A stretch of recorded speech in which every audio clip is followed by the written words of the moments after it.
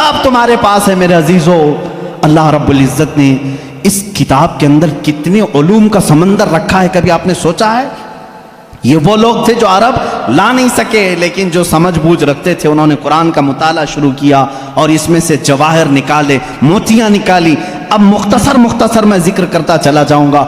سارے علوم قرآن میں ہیں۔ میں اس کو کالج کے جو اسٹوڈنٹس ہیں یا جو پروفیسرز ہیں یا جو لیکچرر ہیں یا جو ڈاکٹرز ہیں، انجینئر ہیں، جو بھی ہیں، وہ آج میری اس تقریر کے مخاطب ہیں۔ سنو، قرآن پاک میں وہ علوم جس کی ایجاد آج کے زمانے میں کہی جاتی ہو، میں 14 صدیوں پہلے کی ان آیات میں تمہیں واضح بتا سکتا ہوں کہ کون کون سے علوم قرآن میں آئے ہیں۔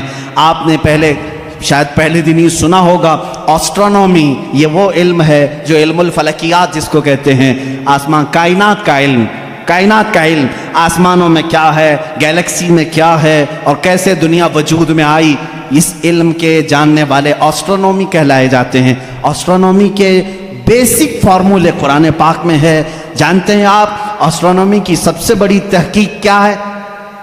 ان سائنسدانوں کی سب سے بڑی تحقیق یہ ہے کہ ایک شخص ہے انگریزوں کا، جس کو یہ کہا گیا اسٹیفن ہاکنگ، یہ 1925 کی بات ہے، جس نے سب سے پہلے یہ کہا کہ کائنات پھیل رہی ہے۔ 1925 میں 1925 میں سب سے پہلے اس نے یہ کہا، میں دیکھ رہا ہوں گیلیکسی میں سٹارز دور دور ہو رہے ہیں اور پھیل رہی ہے یہ کائنات۔ اس نے وسعت کائنات کا نظریہ سب سے پہلے دیا۔ اور قرآن کہتا ہے وَالسَّمَاءَ بَنَيْنَاهَا بِأَيْدٍ وَإِنَّا لَمُوسِعُونَ، آسمان کو ہم نے اپنے دست قدرت سے بنایا ہے اور اس کو ہم قیامت تک پھیلاتے رہیں گے۔ قرآن کہہ رہا ہے اس کو ہم پھیلاتے رہیں گے۔ اور یہ ہے آسٹرونومی کے لیے، یہ جو جس کا نام میں نے لیا ہے اسٹیفن ہاکنگ، اس نے کہا یہ 20ویں صدی کی سب سے بڑی تحقیق ہے، سب سے بڑی تحقیق ہے۔ مجھے معلوم نہیں 14ویں صدی میں، 14 صدی پہلے ہی یہ تحقیق اللہ کے کلام میں آ چکی۔ عزیزان گرامی، اور یہ آپ کو بگ بینگ کا جو میں نے بتایا تھا فرسٹ ڈے، آپ نے سنا ہوگا، اس زمانے میں نہیں بلکہ یہ بگ بینگ کا جو وہ لایا ہے جس نے آسٹرونومی میں، جو سب سے پہلے سائنسدان نے کہا کہ پہلے یہ زمین آسمان سب چیزیں ایک ہی تھی، ایک بڑا دھماکہ ہوا، اس سے پوری کائنات پھیلی۔ ان کا اب جا کر کے یہ نظریہ ہوا کہ ایک بڑا دھماکہ ہوا، اس کے بعد سب چیزیں الگ ہو گئی، چاند الگ ہوا، تارے الگ ہوئے اور سورج الگ ہوا، زمین الگ، آسمان الگ۔ اس تھیوری کو قرآن نے خود بیان کیا ہے، اولم یر الذین کفروا ان السماوات والارض کانتا رتقا ففتقناہما۔ اللہ فرماتا ہے اے محبوب، کیا نہیں دیکھتے وہ کافر اب بھی انکار کر رہے ہیں، زمین اور آسمان ملے ہوئے تھے، ہم نے ان کو پھاڑ کر کے الگ کیا۔ فتقناہما، فتق کہتے ہیں ایسا زور کا دھماکہ ہونا اور جھٹکا دینا جس سے ساری چیزیں بکھر جائیں، اور قرآن نے اس بگ بینگ کا ذکر کیا ہے۔ یہ اور بات ہے کہ اس کی تحقیقات اور ہوتی رہیں گی۔ ایسٹرولوجی جس میں علم نجوم ہے، اس کے متعلق بھی میں نے بتایا تھا کہ ستاروں کے متعلق بلیک ہول کا تذکرہ سورہ واقعہ میں موجود ہے۔ اللہ فرماتا ہے لا اقسم بمواقع النجوم، قسم ہے ان جگہوں کی جہاں جا کر کے ستارے فنا ہو جاتے ہیں، اس کو آج سائنسدان بلیک ہول کہتے ہیں۔ یہ ایسٹرولوجی ہے۔ اور بوٹانی جانتے ہوں گے آپ، علم نباتات، پودوں کا علم، یہ ایک پورا باضابطہ ایگریکلچر، اس پر تو یونیورسٹیاں قائم ہیں جس میں پودوں کی نشو و نما کے متعلق تحقیقات ہوتی ہیں، اور قرآن اس کی تمام تفصیلات بتا رہا ہے۔ وَمِن كُلِّ الثَّمَرَاتِ جَعَلَ فِيهَا زَوْجَيْنِ اثْنَيْنِ، اللہ فرماتا ہے ہر پھل میں ہم نے میل اور فیمیل رکھا ہے۔ آج کے سائنس کہہ رہا ہے ہر درخت میں میل اور فیمیل ہوتے ہیں۔ یہ قرآن کے وہ علوم ہے۔ بوٹانی اس علم کو کہتے ہیں نا، آپ میرے پاس اسٹوڈنٹس ہوں گے کوئی ایگریکلچر کے، درختوں کے، پیڑ پودوں کے معاملات کے سلسلے میں قرآن کی ایک نہیں 10 آیتیں میں تمہارے سامنے پیش کروں گا۔ اس کے علاوہ زولوجی، ایسٹرولوجی کے علاوہ زولوجی جانوروں کا علم، حیوانات کا علم، اس علم پر بھی آج کروڑوں ڈالر خرچ کیے جاتے ہیں۔ زولوجی اور اینیملز کے اوپر ریسرچ کیے جاتے ہیں۔ زولوجی قرآن میں بیان ہے۔ تمہیں معلوم ہے وما من دابۃ فی الارض ولا طائر یطیر بجناحیہ الا امم امثالکم. ایک سائنسدان ہے، اس سائنسدان کا نام میں تذکرہ نہیں کر رہا ہوں، اس نے سب سے پہلے کہا جانوروں میں بھی انسانوں جیسی کچھ عادتیں ہیں، میں نے ان پر تحقیق کی ہے. اس سائنسدان نے کہا. اور رب تعالیٰ فرماتا ہے زمین میں کوئی جانور ایسا نہیں اور اڑنے والے پرندوں میں کوئی ایسا نہیں الا امم امثالکم، وہ سب کے سب تمہارے جیسی سوسائٹی رکھتے ہیں، تمہارے جیسی سوسائٹی. ان کے خاندان ہوتے ہیں، ان کے اپنی برادریاں ہوتی ہیں، ایک ہی خاندان کے ساتھ اڑتے ہیں، آتے ہیں، جاتے ہیں. یہ پرندوں کا معاشرتی معاملہ یہ زولوجی کہلاتا ہے، آج کی تحقیق میں ہے اور قرآن میں موجود ہے. قرآن اس بات کو پہلے بتا چکا ہے. صرف پرندوں کی بات نہیں میرے عزیزوں، اس کے علاوہ جو اور بھی اس میں ہے. قرآن پاک میں چونٹیوں کا علم، ایک سائنسدان ہے اس نے کہا ہے کہ چونٹیاں بات کرتی ہیں ایک دوسرے کو اور یہ سب ایک دوسرے کے کانٹیکٹ میں آ کر کے ہی کام کرتی ہیں. اور قرآن کہہ رہا ہے سورہ نمل پوری چونٹیوں کی آیت سورہ ہے. اللہ تعالیٰ فرماتا حتی اذا اتوا علی واد النمل قالت نملۃ یا ایھا النمل ادخلوا مساکنکم. جب سلیمان علیہ السلام اپنے لشکر کے ساتھ سے گزر رہے تھے تو ایک چونٹیوں کی وادی کے پاس آپ آئے تو اللہ فرماتا ہے چونٹیوں کی جو بڑی سردار تھی اس نے ساری چونٹیوں سے کہا یا ایھا النمل ادخلوا مساکنکم، اے چونٹیوں جلدی جلدی اندر داخل ہو جاؤ، کہیں سلیمان علیہ السلام کا لشکر تمہیں بے خبری میں روند نہ جائے. چونٹی بات کر رہی ہے اپنے تمام افسروں کو یا اپنے سپاہیوں کو، اور یہ قرآن کہہ رہا ہے. اور آج اس پر ریسرچ کرنے والے کو بہت بڑا انعام بھی دیا گیا ہے کہ چونٹیاں بات کرتی ہیں. یہ زولوجی میں آتا ہے، جانوروں پر ریسرچ کرنے والے. شہد کی مکھی پر ایک بندہ ہے جس نے ریسرچ کیا اور اس کو نوبل انعام ملا ہے، نوبل پرائز ملا ہے. اس کا نام واشوین اس طرح سے کچھ ہے، اس کو نوبل انعام ملا ہے.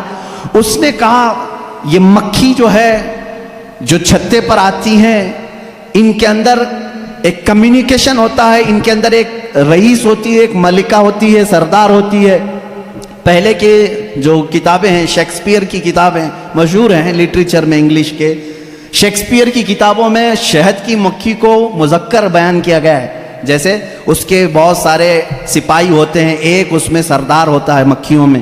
لیکن یہ 1975 میں 1975 میں ایک سائنسدان نے تحقیق کر کے بتایا شہد کی مکھیاں کمیونیکیشن کرتی ہیں، ایک دوسرے سے رابطہ کرتی ہیں اور ان کو ایک ملکہ ہوتی ہے اور وہ آرڈر دیتی ہے اور اس کے آرڈر کے اعتبار سے سب جاتی ہیں.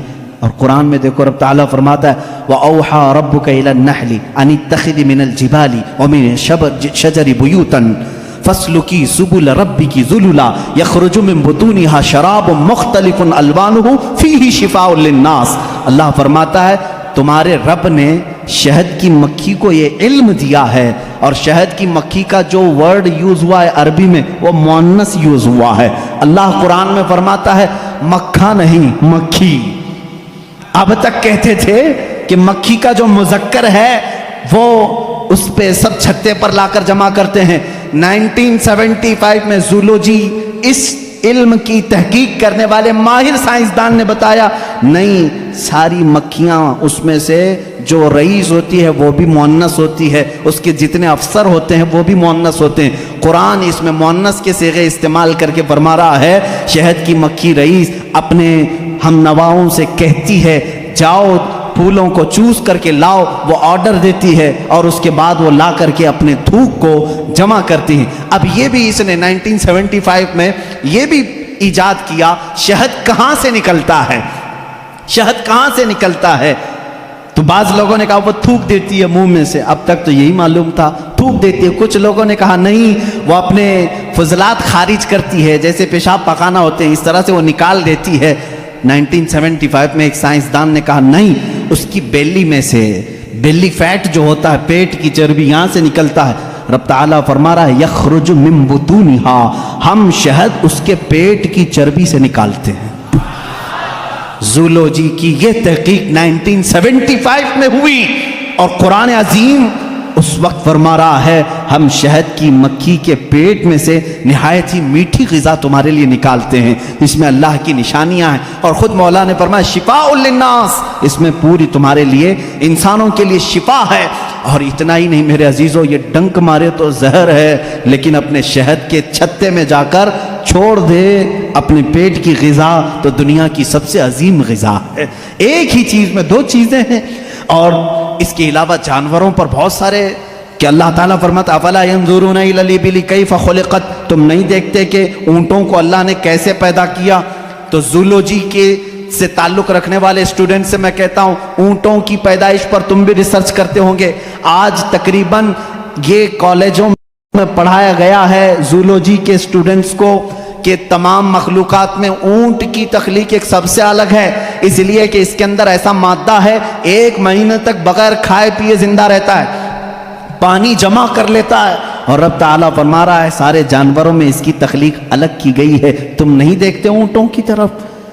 قرآن پاک میں زولوجی کا ایک پورا چیپٹر مجھے الگ کر کے آپ کو بتانا پڑے گا، بہت ساری چیزیں، پرندوں کا علم، چیونٹیوں کا علم، حتیٰ کہ اللہ تعالیٰ نے مکڑی کے متعلق بھی بیان فرمایا، مکڑی کا جالا اتخذت بیتا وان اوہن البیوت لبیت العنکبوت۔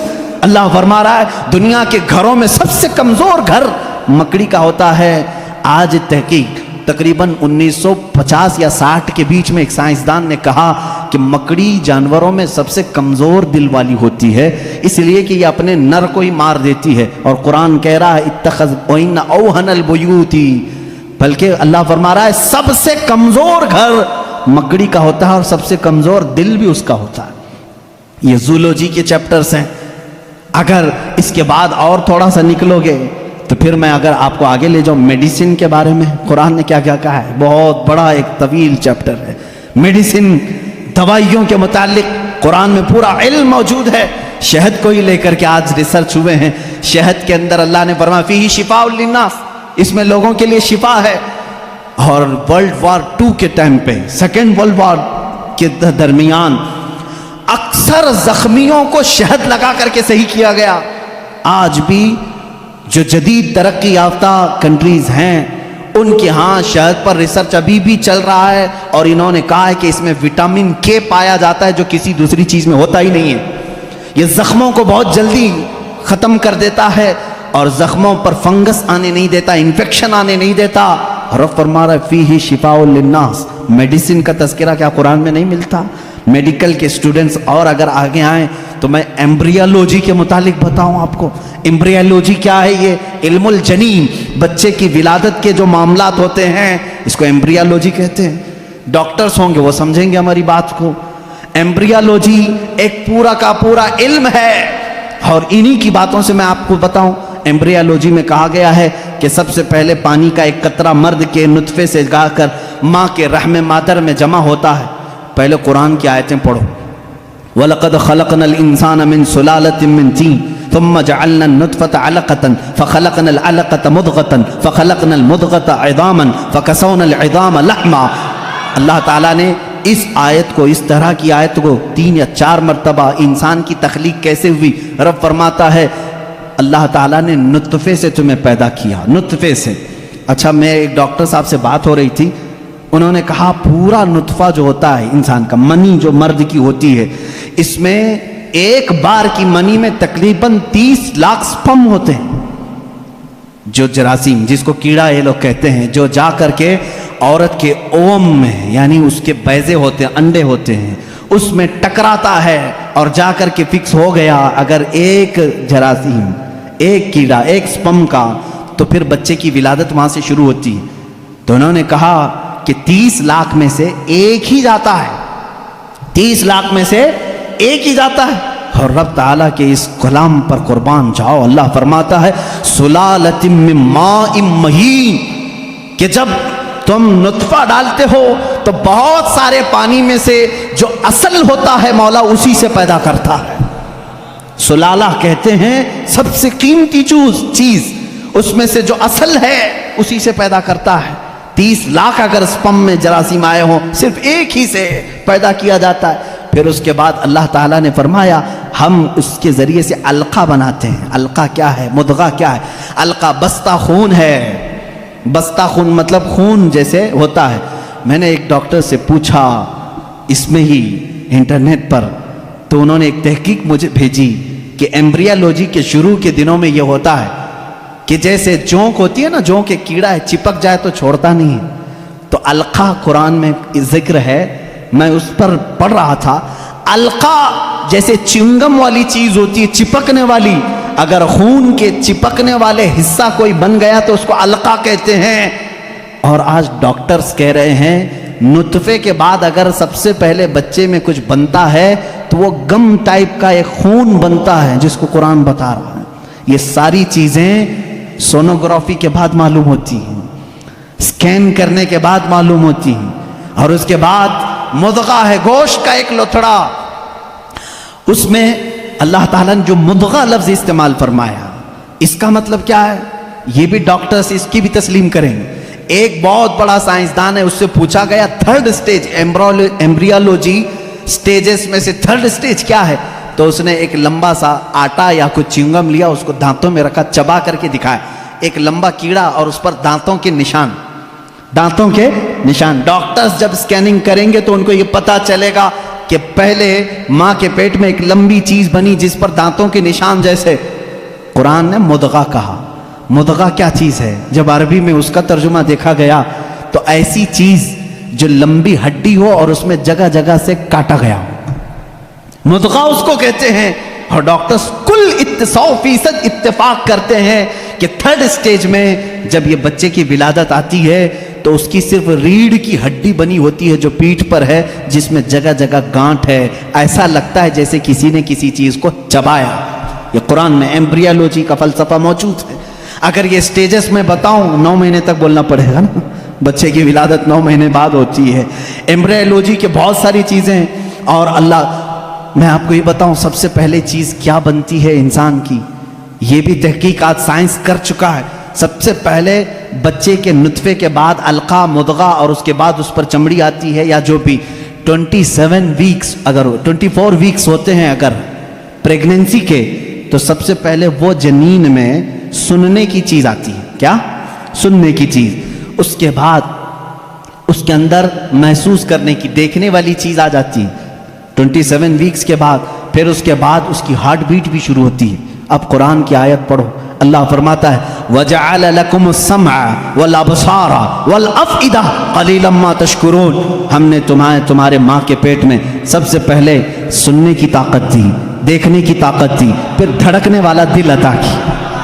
اللہ اللہ, یہ ترتیب کہاں سے آئی؟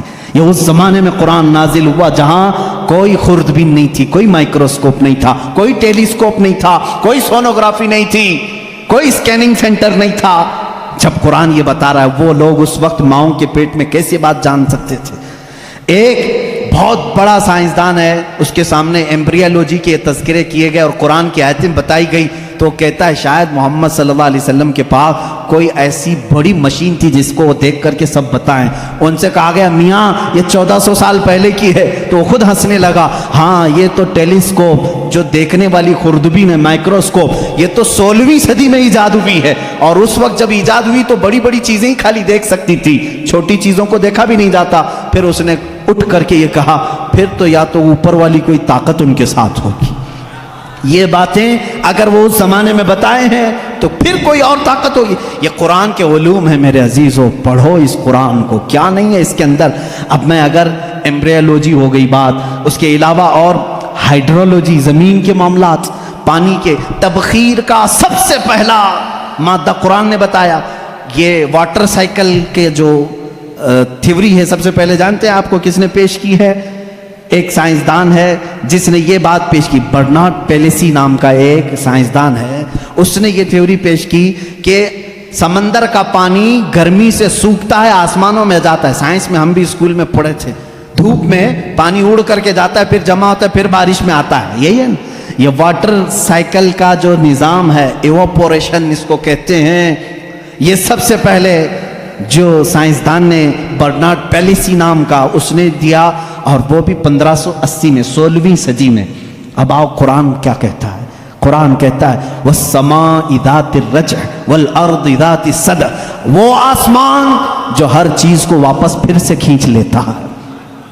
پانی ہم برساتے ہیں اور پھر اس کو لوٹا دیتے ہیں. یہ ایواپوریشن کا، واٹر سائیکل کا جو مسئلہ ہے، یہ جو فنڈا ہے، یہ قرآن میں موجود ہے. مجھے بتاؤ اے سائنس کے اسٹوڈنٹس، کیا قرآن ہائیڈرولوجی کی بات نہیں کر رہا ہے؟ کیا قرآن ایمبریولوجی کی بات نہیں کر رہا ہے؟ کیا قرآن آسٹرونومی کی بات نہیں کر رہا ہے؟ کیا قرآن آسٹرولوجی کی بات نہیں کر رہا ہے؟